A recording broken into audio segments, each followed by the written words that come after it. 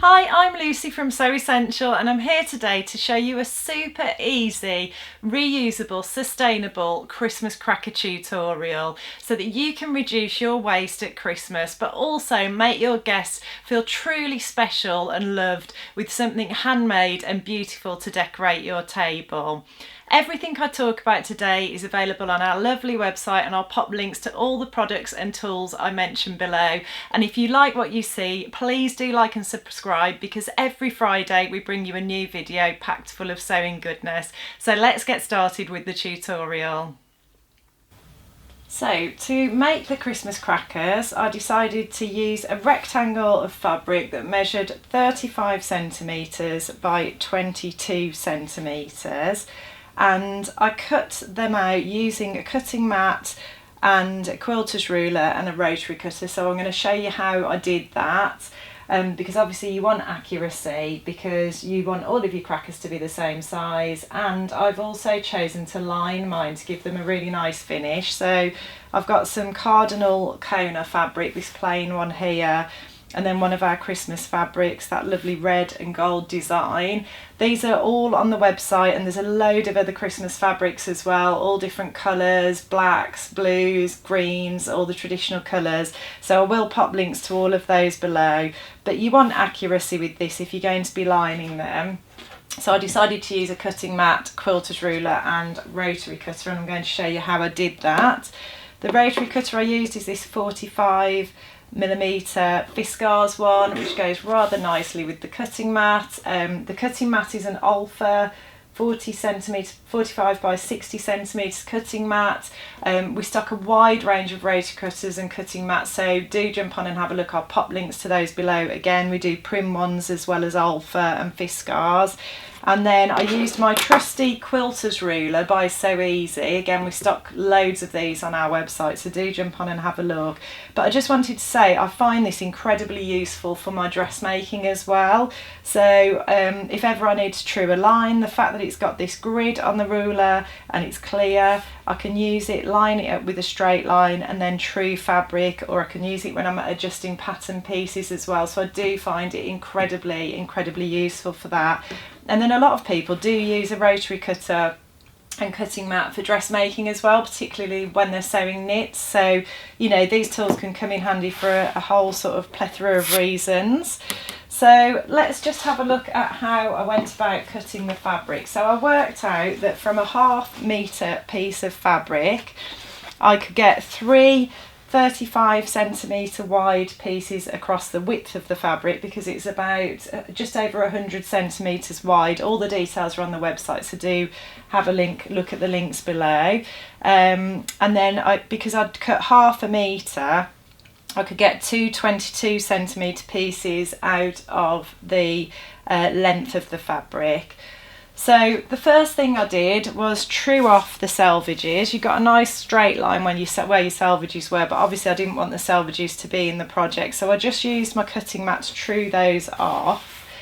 And then what I wanted to do was to cut a 35 centimetre strips across that width of fabric.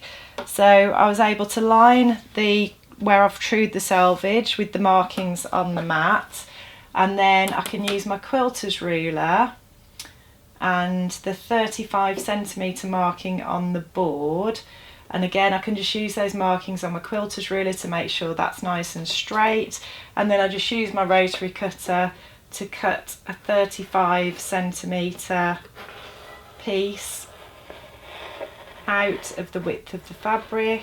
So you just have to make sure you're nice and snug and close to the ruler for accuracy. You patchworkers and quilters out there have got a lot more patience than me. This was quite the journey for me to learn how to do this, but again I can just use the markings on the board here, just move the fabric up, use the markings on the board to make sure everything's nice and straight, and then carry on and use that 35 centimetre marking there to just finish off cutting that strip. Just making sure my ruler is straight here, using those markings again. Making sure everything's lining up nicely. I mean, you know, it's nice to have accuracy. It's not the end of the world if it's not absolutely spot on, obviously, but that's the best way to get nice straight lines. And then, so I've got my 35cm wide piece here. So I'm working with a bit less fabric now, so it's easier for you to see, which is great. So then what I needed to do was just true off those ends and make sure they're nice and straight. So I was able to do that by, again, lining my straight edge up with the edge of the cutting mat there, using my quilter's ruler to just trim off these edges, and using the markings on the mat again to just make sure everything's nice and straight. And then just use my rotary cutter to just run down there. We've got a nice straight line there now. And then we want it to be 22cm long, so we're going to use the 22cm marking there, which carries across to here. I can see the other end there. I can also use my quilter's ruler to just make sure everything's nice and straight, and then I can just cut this piece like so, and just move everything out of the way. Haven't quite gone through the fabric there. True live recording problem there, but yeah, so here we go. You can see there that I've got that piece which is 35 wide by 22 deep, and then I can just carry on with the rest of that ½ metre of fabric and cut the rest of those pieces out. So now we've got our rectangles cut out, we're going to be sewing them together. So I want to sew them right sides together. I want to sew my lining fabric right sides together with my outer fabric. So this will show how good my cutting out was, but these should match up nicely, which they do. And I'm going to pin all the way around the edge of the rectangle, because we'll be stitching with a 1/4 inch seam all the way around the edge, but I'm going to leave a gap here of about 2 inches wide, and that's for me to be able to turn it through afterwards.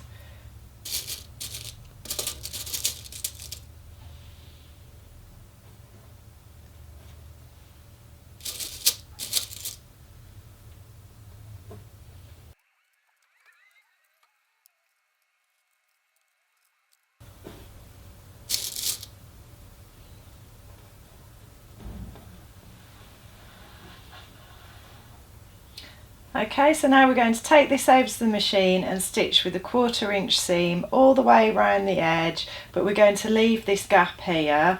And here I'm just going to probably run a couple of stitches into this area here, because that will help this little bit of fabric when we turn it through. It will help it just to tuck in nicely and neatly. Okay, so now we're going to sew with a 1/4 inch seam, leaving that little gap as I just mentioned. I'm using the Jade 20 Husqvarna machine to sew these, and this is a 1/4 inch piecing foot. You can get these for lots of different makes and models of machine, and we stock loads on our website, so do check below for details. I'll pop links below for you. But that just clips on like so, and these are great because they've got little markings for where a 1/4 inch is, so great for patchwork and quilting, but I use mine a lot in my dressmaking as well. And then I've chosen to use a green thread to match the right side of the fabric, so I'm doing the lining in red, so I thought I'll go with green for the actual stitching so it matches the right side of the cracker. I'll just lower my presser foot, and I've lined the edge of the fabric up with the 1/4 inch marking on the foot, and then we're just going to go ahead and sew. So I've just done a little back tack to start to secure everything, and then I'll carry on stitching and just pivot around the corners using the markings on this foot.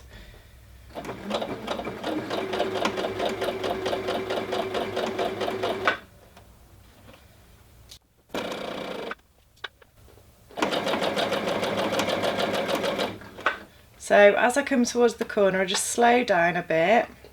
The There is actually a speed adjustment on this machine, the Jade 20, so I can select how fast I want the machine to sew. You get that on quite a lot of machines these days. And then as I approach the corner, I just watch for the 1/4 inch marking to meet the edge of the fabric going that way, and then I can put my needle down, lift my foot and turn that corner.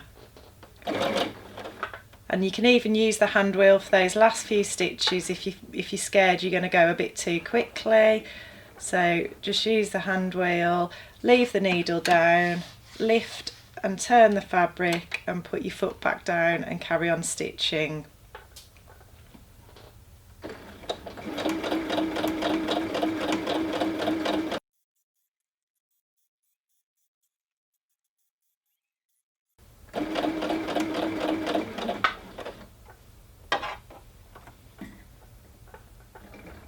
And then spot the deliberate mistake. I didn't do my couple of little stitches in on that side of the fabric, so I'll just show you on this side what I mean. So I'm just going to stitch into the main body of the cracker, just a couple of stitches, and it'll just help these raw edges to tuck in when we turn it through. So you can even use the hand wheel just to do a few stitches if you don't want to do too many, because you don't want to do too many, because that won't allow the fabric to turn through as it needs to if you do that. So if I just pull that off there, and you'll see when I go to turn it through that just helps these edges just be tucked in. And if you've gone a little bit too far, you can always just unpick one of those stitches, because it is purely just for the purposes of turning it through. I think I've probably done one too many there. But yeah, it's just a little tip that just helps everything to tuck inside neatly when you turn it through. So we'll go and do that now. Okay, so we've got our 2 rectangles here sewn together, right sides together. And you'll notice that I've just snipped the corners for before I turn it through. Now, there's different schools of thought with corners. Some people like to leave the corners intact and then fold the fabric over one way on one seam allowance and then the other way on the other seam allowance, and then turn that through. But if you're going to do that, really you need to have good access to that corner, and our gap where we're going to turn through is down here. It's going to be quite difficult to hold that in place. There's various different tips you can do with it. You can also do a little tip with a piece of thread to help you to turn the corners through, but for the purposes of this project, I was quite happy to just snip at a diagonal across those corners like so, and just be very careful obviously not to cut your stitches. Another option is to just cut diagonally across the corners like that, but I find if you trim down a little bit either side of the corner, so we're getting that sort of diagonal line, then that just helps make everything nice and smooth and helps to turn that corner through. So that's my preferred method, but it's up to you what you like to do. So I'm just going to turn it through here, so using the little gap that we left, and just push the fabric through, and then you can start pulling it through the other side. This will just give you that lovely neat lining for your cracker.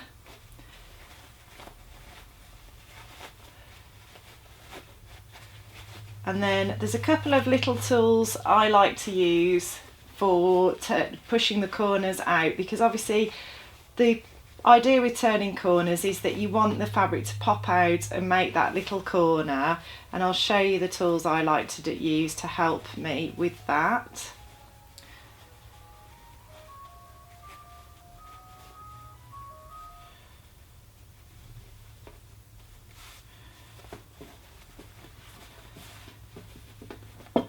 So just turn that through. You can see these corners need sorting out. So I like to use either my purple thang, which is a great inexpensive little sewing tool. We stock these on our site, and I use this all the time in my dressmaking as well. It's got this little stiletto on the end, which is really useful when you're sewing if you want to ease fabric under the foot. But also you can use that for poking the corners through. You just have to be careful you're not too rigorous with it and you don't actually put a hole through the corner. And then I also like these corner shapers, I think they're called. This is a prim one, and these are really good again because they've got that point and you can just use that to turn that corner through, and again they're available on our site as well.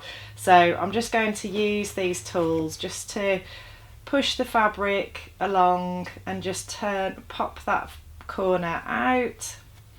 Like I said, being careful not to push it all the way through the fabric, because you can do that if you're not careful. And I'm not going to spend too long faffing with it because we're on a video here, but if you give the fabric a little bit of a wiggle at the corners as well, that'll help you just to get those nice sharp corners. So I'm pretty happy with that one, so I'm just going to work my way round the rest of the rectangle.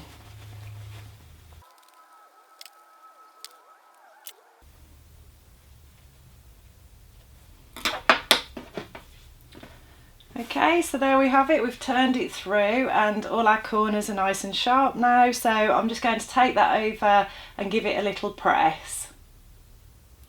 So I'm just going to give everything a little press now, and I'm using my Prim mini iron and mini ironing board, and these are just great because they're nice and small. They're brilliant if you're short on space, but they're great for little crafty projects like this, or if you've got small areas to press on dressmaking projects and you don't want to get your big ironing board out, or you feel like you've got a little bit more control with a smaller iron like this. It is a steam iron, but to be honest I don't actually even need to use the steam on this cotton. It'll press nicely anyway, so I'm just going to go ahead and just give those edges a press just to make sure everything looks nice and smooth and neat.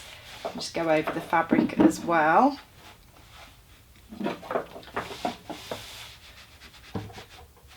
And you want your lining to just sit on the inside ideally, so you might want to just roll over the edges of the right side of the fabric slightly just so that your lining stays hidden.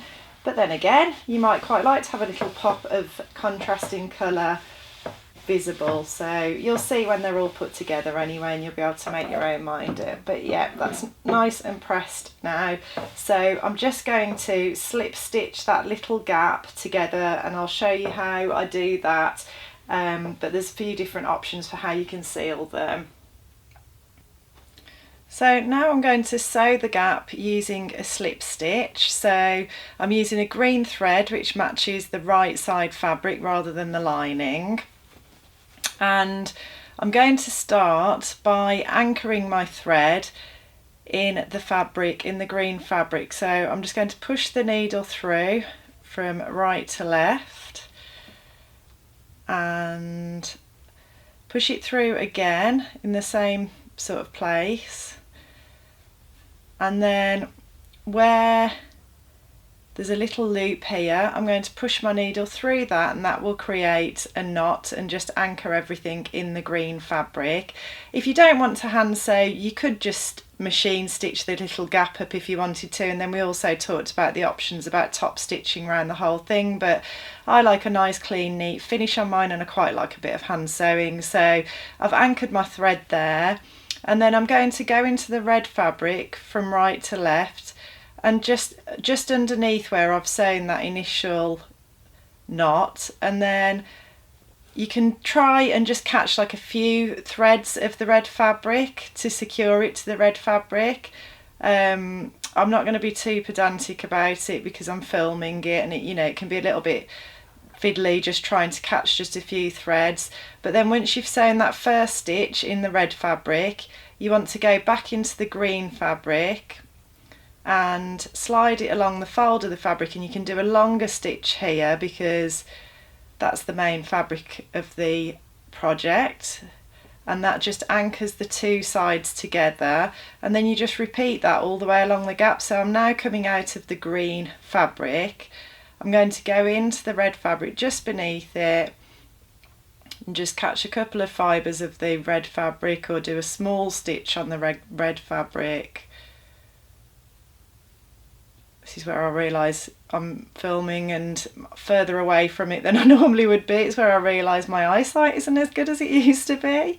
But there we go, sewn that little stitch in the red fabric, and then we're going back into the green again, and we're just going to sew a longer stitch along the fold there, and then just keep going until you reach the other end, and then at the other end sew an anchor stitch the same way as I did at the beginning to secure everything, and then you'll be ready to go ahead and do the fun part of the project, which is decorating and filling the crackers.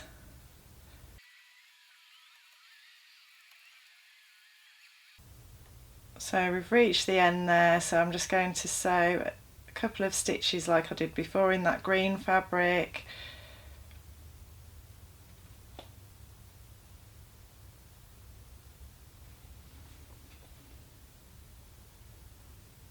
And then thread my needle through the loop to create a knot and secure. You can always do another one as well if you, I like to do that. I'm a bit paranoid sometimes and I like to make sure nothing's going to come undone, but yeah, just tie that little loop off,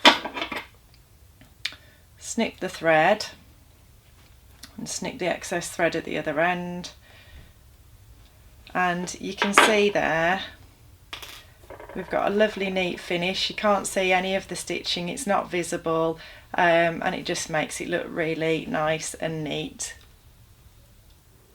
Okay, so here's our fabric. We've got our lined rectangle, and now we're going to do the really fun and exciting part, which is to transform that into one of these little beauties. So our lovely, sustainable, reusable Christmas crackers that just look so pretty will make your table look absolutely gorgeous, but also make your guests feel really special, because the beauty of these is that not only are they reusable, but obviously you can totally personalise them.